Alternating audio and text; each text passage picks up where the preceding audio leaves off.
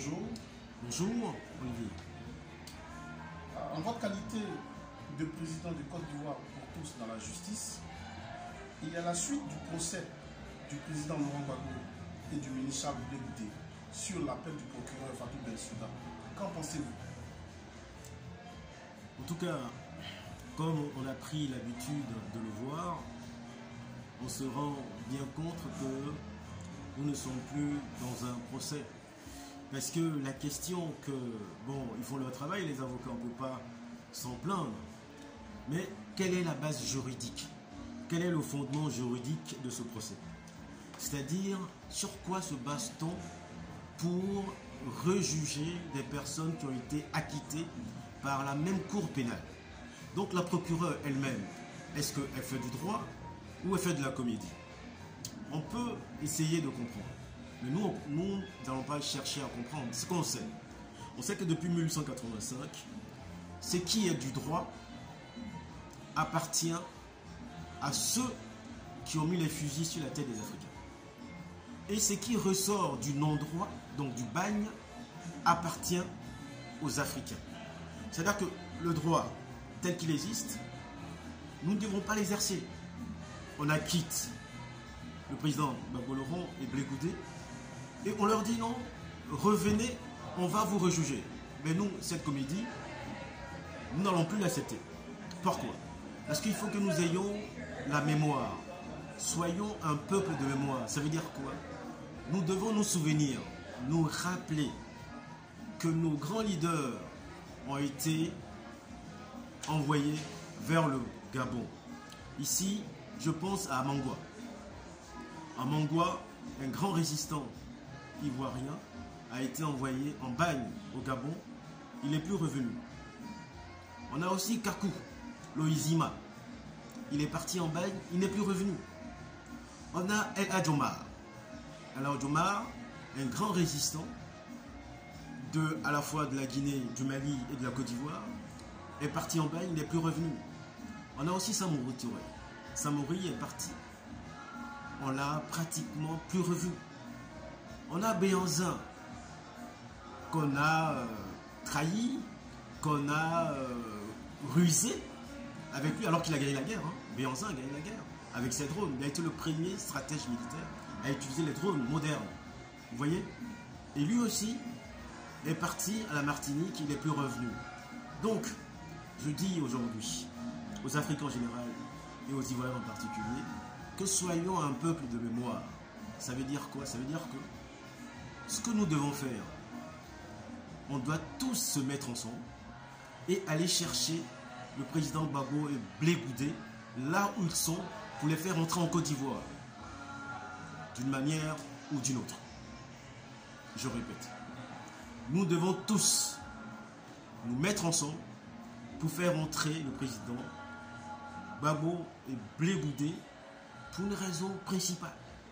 Si nous voulons la réconciliation en Côte d'Ivoire, si nous voulons la paix en Côte d'Ivoire, si nous voulons la paix en Afrique en général, et si on veut restaurer l'image et la dignité des Africains, on a une obligation d'aller chercher le président Gbagbo et Blé Goudé là où ils sont pour qu'ils rentrent.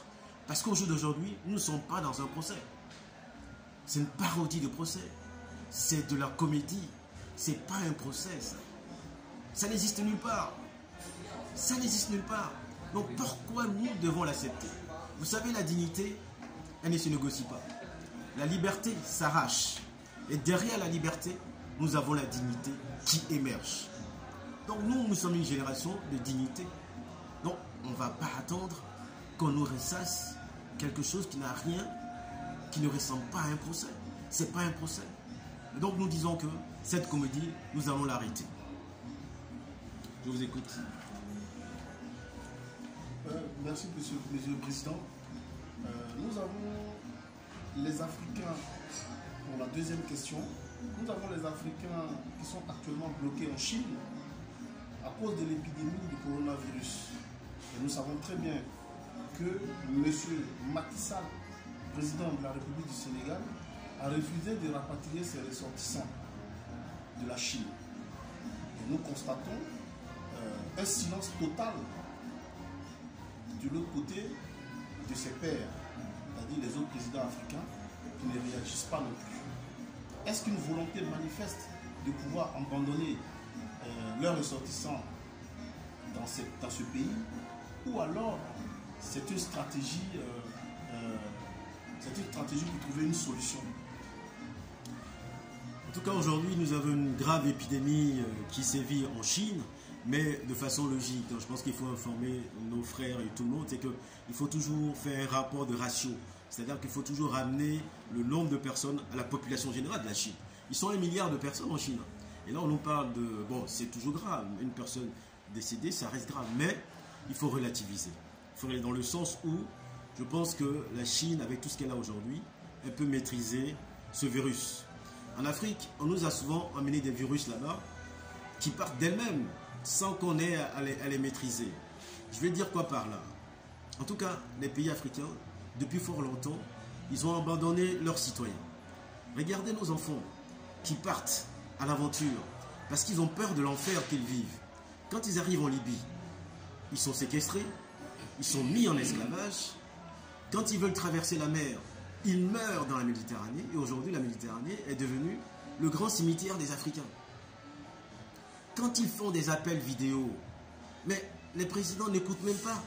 Ceux qui arrivent à bon port, en Espagne ou en Italie, c'est pareil, on ne les écoute pas. Donc, on se demande si ces présidents sont là pour les Africains ou est-ce qu'ils sont là pour, en ce qui concerne les pays qui parlent la langue française, est-ce qu'ils sont là pour servir que la France, pour servir que les États-Unis et des intérêts en dehors des Africains? Comment vous pouvez avoir des enfants qui crient et vous dites, comme Macky Sall l'a fait, que lui, il ne peut pas aller là-bas parce que, bon, il n'a pas les moyens. On parle de 12 personnes, 12 ressortissants. Macky Sall, à lui seul, quand il voyage, c'est le budget qu'il utilise pour aller même dans le nord du Sénégal, dépasse le rapatriement de 12 personnes. Au-delà de Macky Sall, je pense qu'on doit être responsable.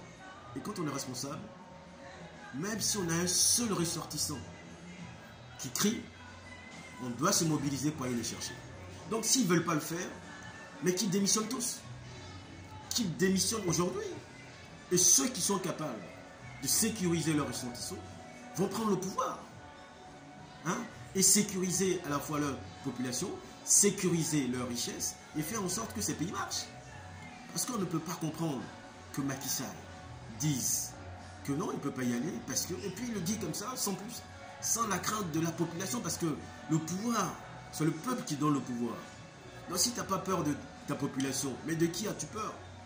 Je comprends qu'il a peut-être peur de la France, mais là où il vit, c'est au Sénégal, là où vivent ces présidents, ils vivent dans leur pays. Maintenant, on leur dit d'une façon ouverte qu'à partir d'aujourd'hui, si un Africain est en dehors de l'Afrique, qu'il crie, qui ne peut pas le faire, ben on va les sanctionner tous, soit par la voie des urnes, soit par tous les moyens nécessaires pour qu'ils comprennent qu'aujourd'hui, on ne peut plus faire ce que nous faisions avant. C'est-à-dire qu'on s'en foutait complètement de nos populations. Ils pouvaient périr, ils pouvaient crier, on s'en fout. Aujourd'hui, nous allons nous-mêmes nous occuper de nos populations.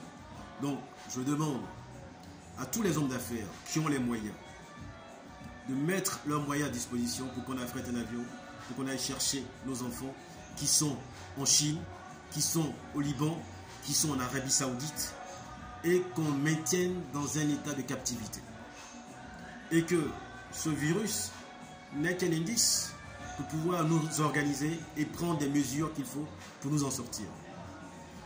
Pour conclure, ce que je dis, dans le cadre de la Côte d'Ivoire, il faut que tous les Ivoiriens se mettent ensemble pour un seul but, faire en sorte que Ouattara puisse partir.